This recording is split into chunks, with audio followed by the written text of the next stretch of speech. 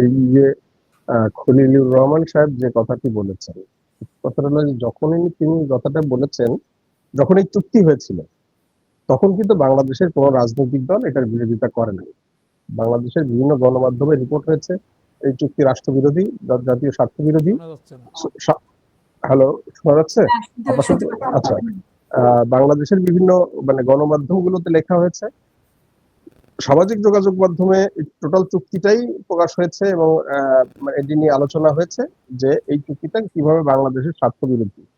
তো সেই জায়গা থেকে তখন কিন্তু বিএনপি, জামাত একদম চুপ বা নীরব ছিল। তারা যে হোক কোনো কারণেই হোক তারা চুপ ছিল, নীরব ছিল। এখন এসে যখন রিজওয়ানা খলিল সাহেব একটা কথা বললেন যে এটা উভয় দলের সাথে আলোচনা করে কথা বলেছেন। তো এটা বলার পরে জামাত ইসলামের আমির তিনি বললেন যে ওই সময়ে যে সমস্ত চুক্তি হয়েছে সেই সমস্ত চুক্তি কোনো রাজনৈতিক দলের সাথে আলোচনা করে হয়নি।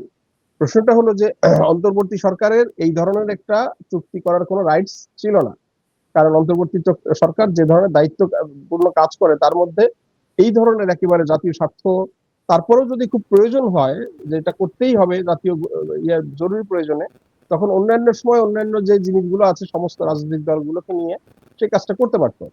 কিন্তু আজকে তারা এটা করেছে, করার পরে এখন জামাতের আমির বললেন যে তার সাথে আলোচনা হয় নাই। আপনি এখানে একটা শুভঙ্করের ফাঁকি দেখেন, জামাতের আমির এটা বলেছে, তো এটা তো তখন বলেন নাই, নাম্বার ওয়ান।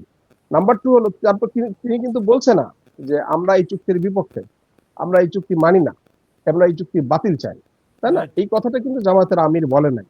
উনি বলছেন যে আমাদের সাথে আলোচনা করা হয় নাই। কথাটা বুঝতে পারছেন? ফাঁকিটা এখানে একটা বড় ফাঁকি আছে। তো এখন বিএনপির পালা, সামনে তো রোববারে হয়তো সরকার হবে, তখন হয়তো আমরা জানতে পারবো যে এটা বিএনপি সাথে আলোচনা করা হয়েছিল কিনা।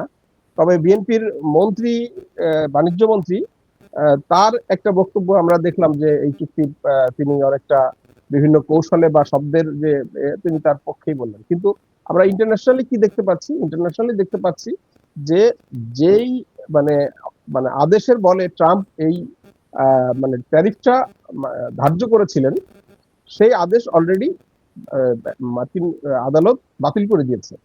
তো কাজেই এই চুক্তির কিন্তু ভ্যালিডিটি এখানে নাই। ট্রাম্প আবার একটা নতুন আদেশ দিয়ে আবার কিছু শুল্ক আরোপ করেছে।